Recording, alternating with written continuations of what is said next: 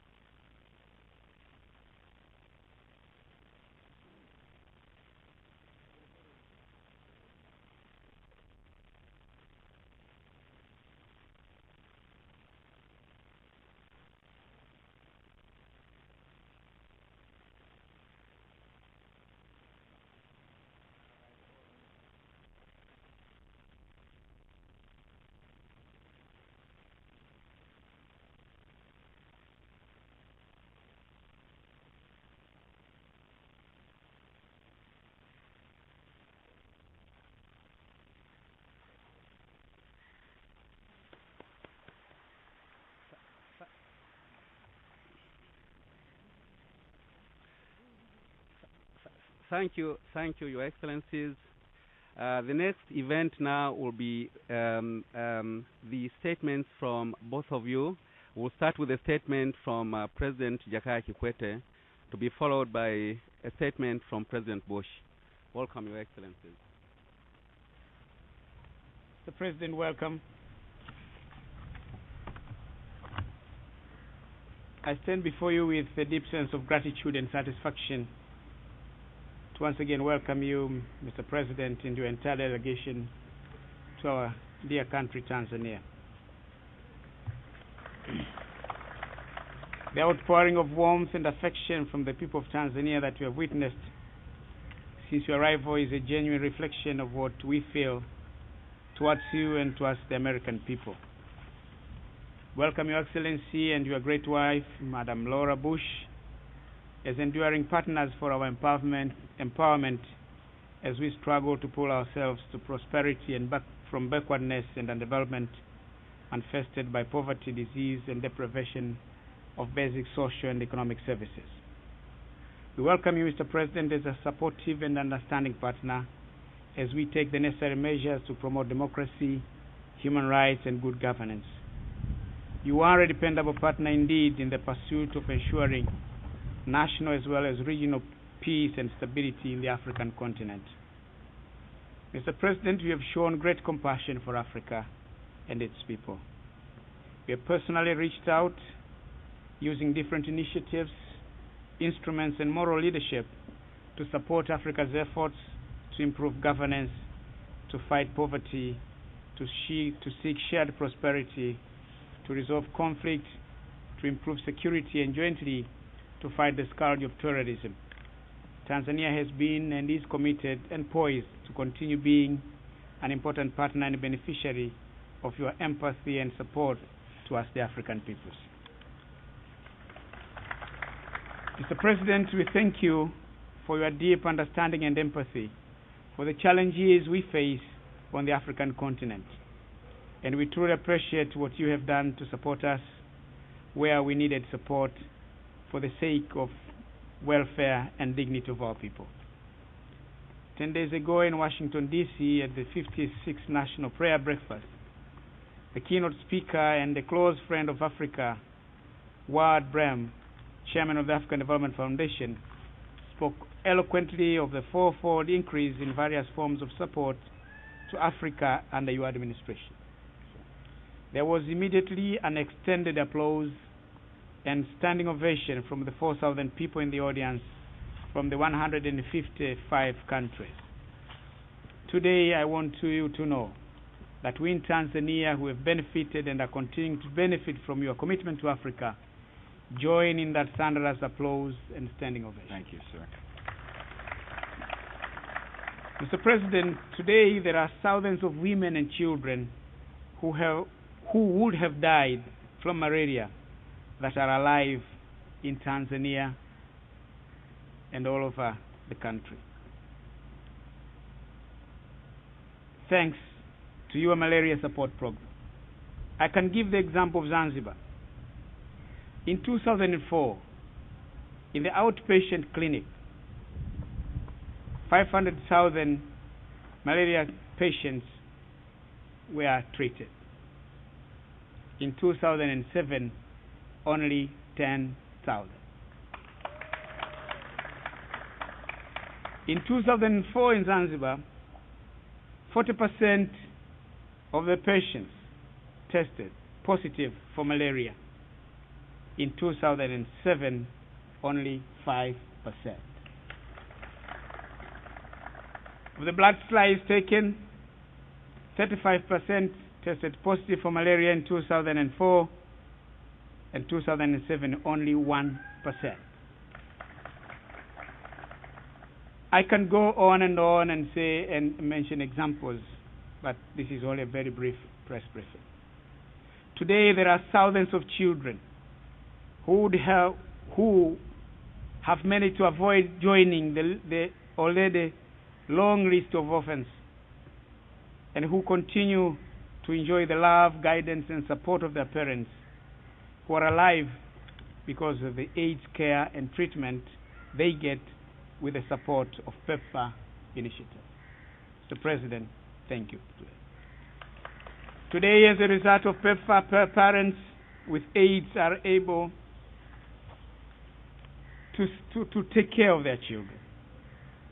And here today, we have signed the Millennium Challenge Compact, the largest ever. This funding will go a long way towards addressing some of our critical infrastructure challenges, which have for a long time been an obstacle to our growth and development. We very much thank you, Mr. President. We thank you, esteemed government, for agreeing with us to give the infrastructure sector the priority it deserves. Your decision that this compact should be signed here in Dar es Salaam today speaks volumes about how deep you have Tanzania in your heart. We are also grateful to the United States Congress for accepting your administration's request to fund the Tanzanian Compact package. We also thank the MCC board and the very able leadership of Secretary Rice. We appreciate the tremendous efforts of Ambassador Danilovich and his staff in making this day possible. Let me end by saying that different people may have different views about you and your administration and your legacy. But we in Tanzania, if we are to speak for ourselves and for Africa, we know for sure that you, Mr. President, and your administration have been good friends of our country and have been good friends of Africa. I know you will leave office in about 12 months' time. Rest assured that you will be remembered for many generations to come for the good things you have done for Tanzania and the good things you have done for Africa. Your legacy will be that of saving hundreds of thousands of mothers and children's lives from malaria, preventing new HIV infections and giving hope to those infected through care and treatment, enabling millions of young men and women get education. Last but not least, a legacy of assisting African nations and peoples build capacity for their own growth and development. And today, with the signing of the MCA Compact, you are making it possible for the people of Tanzania to chart a brighter future underpinned by growth, opportunity, and democracy. We owe it to you and in it to the American people that this compact meets its objectives and becomes a source of pride and satisfaction for our two governments and peoples. We owe it to you, Mr. President, and indeed to our people, that in governing this dear country of ours, we act in a manner that will justify this tremendous trust and confidence you have shown in us. This is my promise. I thank you and welcome. Thank you, sir. Thanks for your very generous comments. Thank you. VP Mambo. For For the uneducated, that's Swahili for howdy, you all. Mr. President, thank you for your invitation. It's a real pleasure to set foot in your beautiful country. Laura and I are honored that you invited us, and we're so grateful for the warm welcome we received last night. It was it's very moving for those of us racing through the streets of Dar es Salaam to see thousands of people there greeting us, and I really do want to extend my thanks. Mr. President, I stand next to you advocating to our people strong initiatives on behalf of the people of Tanzania because you're a strong leader. It's I'll just put it bluntly, you know, America doesn't want to spend money on people who steal the money from the people. We like dealing with honest people and compassionate people. We want our money to go to help the human condition and to lift human lives. We act not out of guilt, but out of compassion, Mr. President, and that's why we're in your beautiful country. I also appreciate the fact that you have been elected the chairman of the African Union. It speaks to your leadership. We are partners in democracy. We believe that governments ought to respond to the people. We're also partners in fighting disease, extending opportunity, and working for peace. As the President mentioned, I was proud to sign, along with the President, the largest Millennium Challenge account in the history of the United States here in Tanzania. It'll provide nearly $700 million over 5 years to improve Tanzania's transportation network, secure reliable supplies of energy, and expand access to clean and safe water. My hope is that such an initiative will be part of a effort to transform parts of this country to become more hopeful places, Mr. President.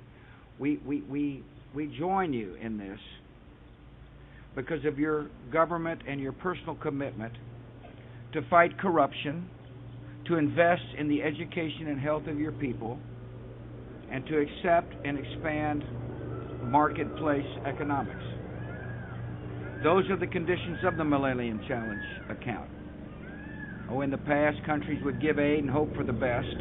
America believes that people can achieve high standards, and therefore our support to you is based upon our belief and your performance when it comes to achieving high standards. The United States and Tanzania are working together to fight disease. As the President mentioned, that our efforts are really focused on HIV/AIDS and malaria. Since I've been the President,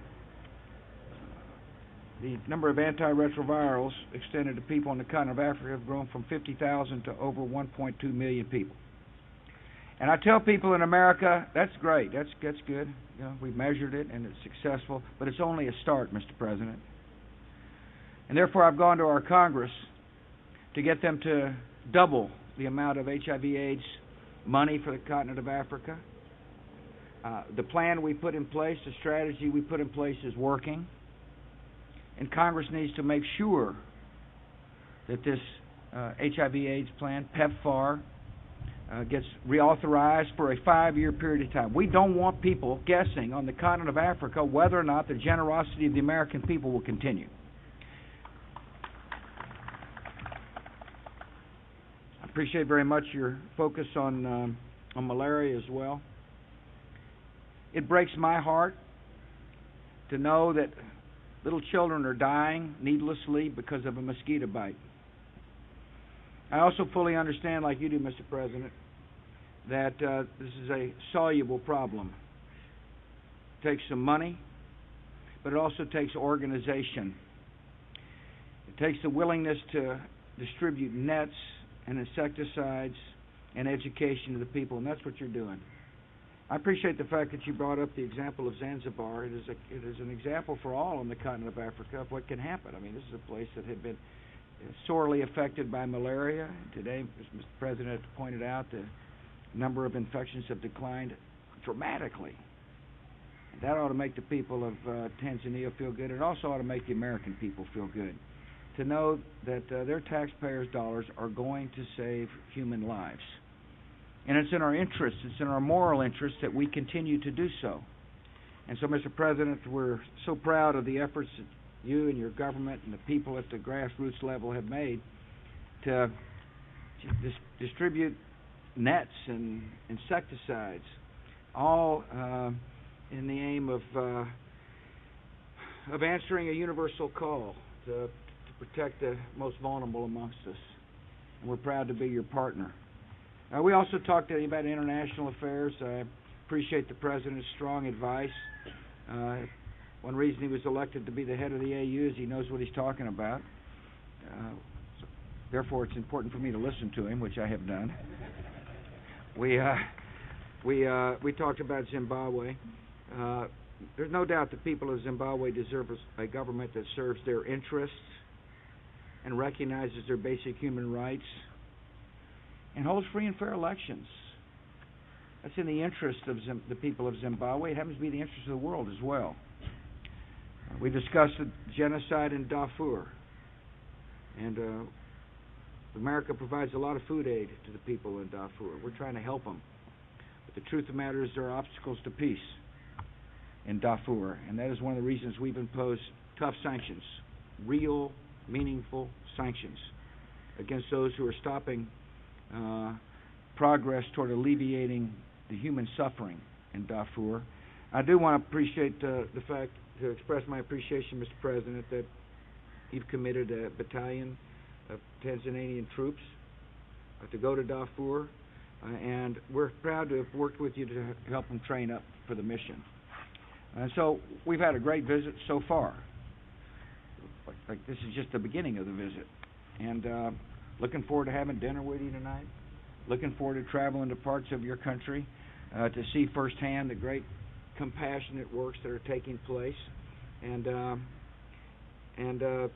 I want to thank you for your hospitality. You're a good man, Mr. President. And I'm proud to call you friend.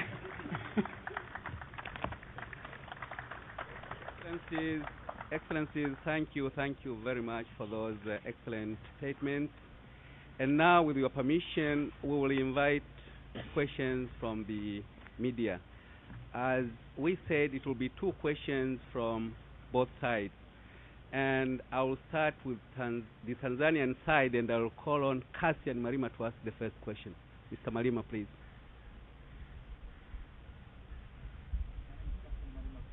Better use the mic, Hudson. I'm a little old these days. I'm not hearing very well. Yes, my question goes to you, Mr. President.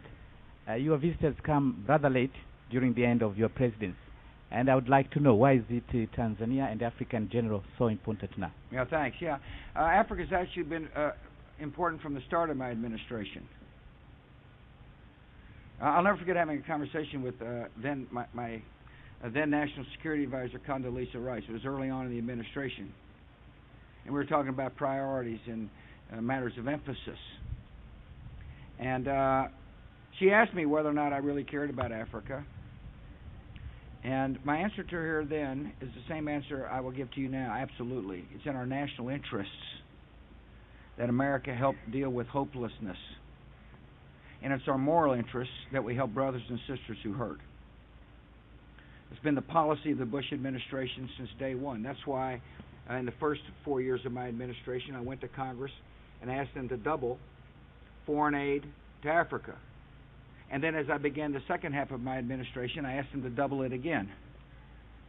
Why? Because it's in our interests to work on issues such as malaria and AIDS. It also appalled me very on, sir, in my administration to realize that an entire generation of people could be lost to HIV/AIDS, and that those of us who were comfortable weren't doing much about it.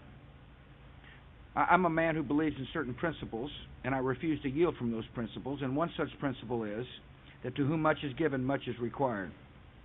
And a lot has been given to the United States of America. We're a blessed nation. And therefore, I felt all along it was incumbent upon us to help deal with this pandemic that could have literally wiped out an entire generation of Africans and left thousands and thousands of boys and girls orphaned. And so this has been a priority of mine. Why finally getting to Tanzania? I don't have many excuses, except I've been a pretty busy guy.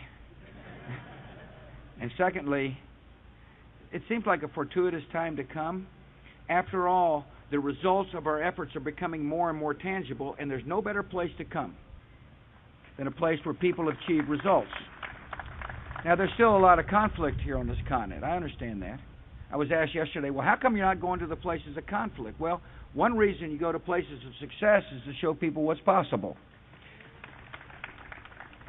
I am going tomorrow to a place that had been in serious conflict, however, and that's Rwanda. And one of the reasons I'm going there is to show that after this horrible situation that occurred, there's life, and there's hope, and there's progress. And one way to make sure that situations like that don't occur, however, is to deal with the human condition. And that's what this trip is all about. It's heralding good leadership, it's heralding honest government, and it's focusing our help on local folks' efforts to deal with malaria and AIDS. And so, yeah, thanks for the question.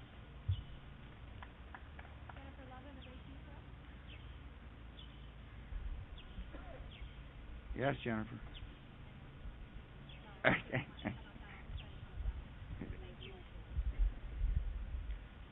Oops, that's not going to work. Okay, well, you block everybody's view there. Kind of awkward. Thank you. You're handling it well, though. I'm trying. On PEPFAR, yes. There are many Democrats as well as some medical experts who say that the abstinence provision, spending such a chunk of the money on abstinence programs, is too inflexible and should be dropped. Would you consider doing that? And then to President Kikwete, I'd like to ask you about American politics. There seems to be a lot of excitement here in Africa and in your country about Barack Obama. And I wonder what you think it says about America that we might elect a black president with roots in Africa. Seemed like there was a lot of excitement for me. Wait a minute. Maybe you missed it. Anyway, look, my attitude toward Congress is, look, see what works. PEPFAR is working. It is a balanced program. It is an ABC program, abstinence, be faithful, and condoms. It's a program that's been proven effective. And I understand there's voices on both ends of the political spectrum trying to alter the program. I would ask Congress to listen to leaders on the continent of Africa, analyze what works, stop the squabbling, and get the program reauthorized. You know, one of the worst things that can happen is there's uncertainty. You've got a lot of faith-based providers and community organizers here wondering whether or not America will keep its commitment. And so, I can understand debates, and those are fine. But they need to end the debates, adopt a reasonable policy. I happen to think the current policy is reasonable. After all, it's working. And get it done. You want to answer the American political? See, she didn't ask me it because she knew I wouldn't answer the question. Well, I don't think I can venture into that territory either. Of course, people talking about the excitement of Obama. Well, our excitement is that President Bush is at the end of his term, and the U.S. is going to get a new president. Whoever that one is, for us, the most important thing is let him be as good friend of Africa as President Bush has been. Thank you, sir. We'll now take the second and final question from the Tanzanian press. Of course, if I can, maybe let me also say about PEPFAR. Let me just make an appeal. Let PEPFAR continue. This is a passionate appeal from us.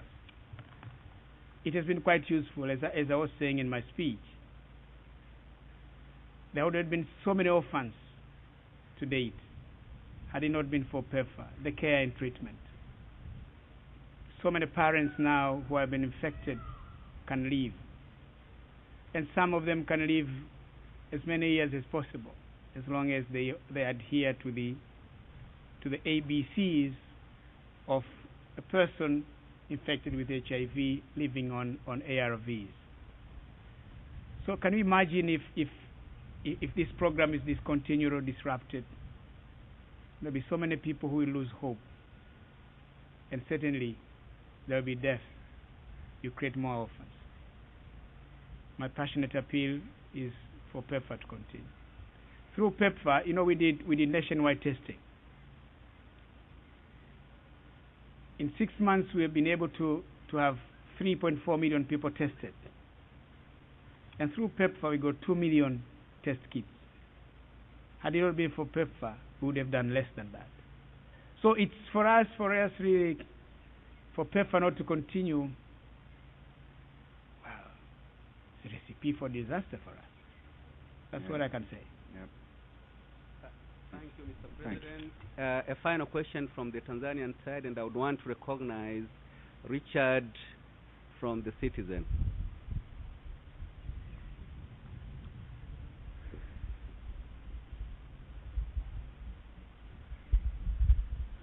Thank you.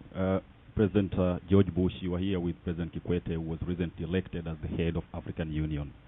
Can you promise the people of Africa how will you support President Kikwete in the next 12 months to make sure that the long-end crisis in Darfur, Somalia, and the recent tribal clashes in Kenya are solved effectively? Well, thank you. We have been actively engaged in diplomatic efforts on the continent of Africa for a long period of time, and very engaged since I've been the president. You might remember Liberia was an issue early on in my presidency. We engaged both diplomatically and to a certain extent militarily, in that I sent U.S. Marines off the USS Iwo Jima into Liberia to help stabilize the situation. As a matter of fact, I'm going to Liberia as my last stop on this very important trip to support the president, the first elected woman president on the continent of Africa, and to remind her that the U.S.'s help will be constant and enduring. And so, step one, you can be assured that we're interested in the affairs of Africa. All you have to do is look at what we've done in this administration. Secondly, I've always believed that we ought to support African leaders and not impose our views on African leaders. And there's a certain amount of trust that goes with good foreign policy, and we trust your president to make the right decisions to help resolve some of these conflicts, and we'll be active in the process. So you mentioned Kenya. As a matter of fact, we spent a fair amount of time dealing with Kenya. The president informed me about his discussions with Kofi Annan, and we support the Annan missions very strongly. And to that end, our Secretary of State, Condoleezza Rice, will be going to Kenya tomorrow.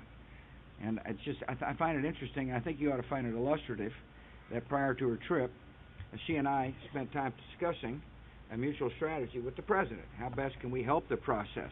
Not what we should do to dictate to the process, but what can America do to help the process move along?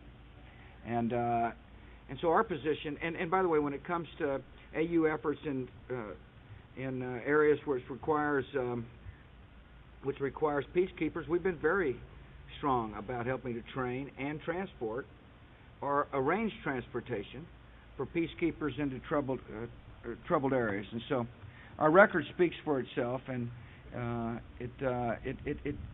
the way we've conducted our foreign policy with Africa is, one, it's been a priority, and two, we come to the continent not out of guilt but out of compassion, and we come to the continent with confidence that there are leaders here who are very capable of charting the way forward to peaceful resolution of conflicts. From Toby Zakaria of Reuters, please.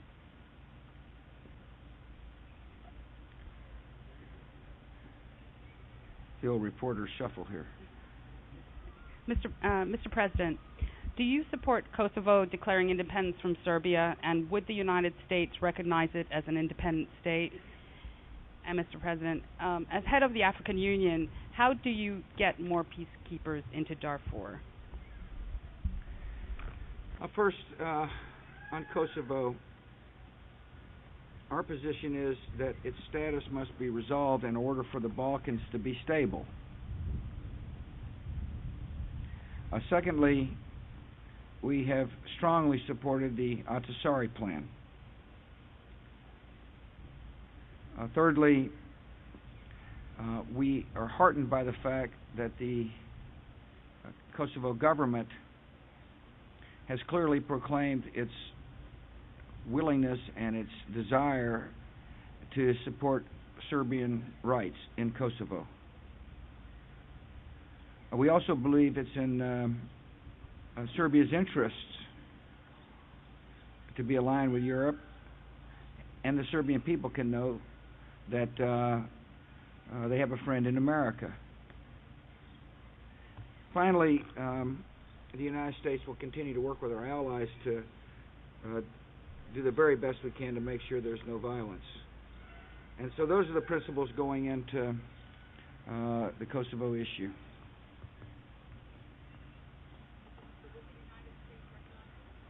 I suggest you study the Ahtisaari plan. Not to be like the, grumpy guy. Well, how do we get more peacekeepers into Darfur? Of course, what has been delaying getting more peacekeepers has been the lack of understanding between the UN and the government of Sudan on the status of forces agreement. Now that one has been signed, I think it has cleared the way. There are many volunteers, and as chair of the African Union, we certainly seek out more and more volunteers as they are needed. We use our good offices to see more and more African countries contribute. We have volunteered to contribute to 1 battalion. If there is need for another one, we will certainly do that. Thank you, Excellencies. Thank you for your time and patience in fielding those questions. And now, ladies and gentlemen, this is the end of the press conference and definitely the end of the program this morning. Thank you. Thank you for coming.